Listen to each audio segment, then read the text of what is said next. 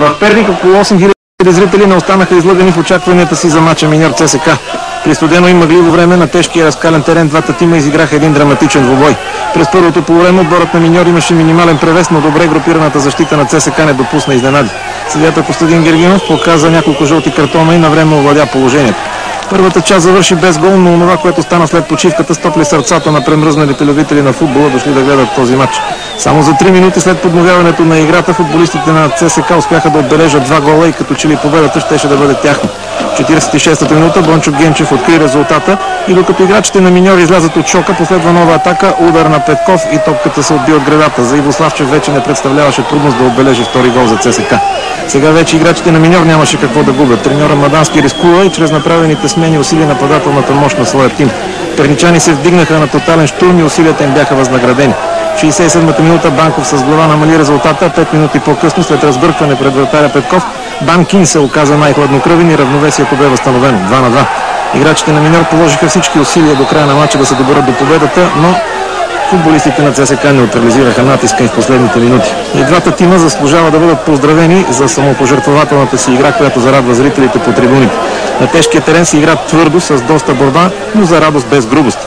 Това помогне на съдията Гергинов, който ръководи добре този тежък матч. На стадиона бяха взети засилени мерки за охрана и освен няколкото хвърлени снежни топки, други непристойни сцени нямаше.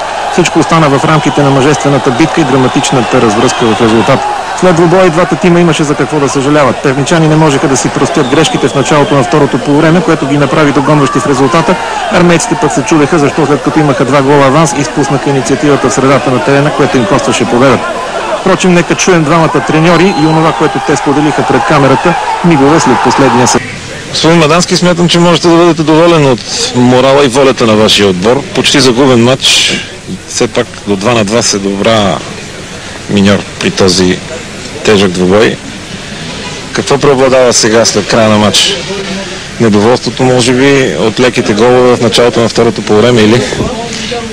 Доволен съм от въпроса, който зададахте. Наистина отбора показа морал, показа качества физически, които наистина заслужаваха с тази игра да спечелим матча.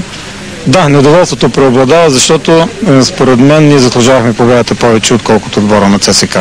2 елементарни грешки, даже аз още не бях седнал на скамейката и като погледнах и стана 2-0, нямаше просто време да реагираме. След първия гол толкова бързо станаха, но това бяха абсолютно наши детински грешки. Оттам нататък смятам, че се вдигнахме на тотален штурм и показахме, че можем да играем агресивно, така както трябваше да играем през целия матч. Някаква равносметка, успокоиха ли се малко нещата в Миньор или предстоят още проблеми след смяната на тренер?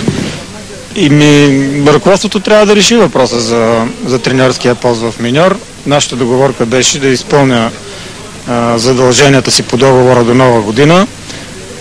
Предстоят разговори. Смятам, че отбора се измъкна от психическата яма, в която беше попаднал след загубата от Етър. И малко по малко нещата се стабилизират. Убеден съм, че с този потенциал отбора на Миньор Перник може да постигне много повече от място в класирането, което заема сега.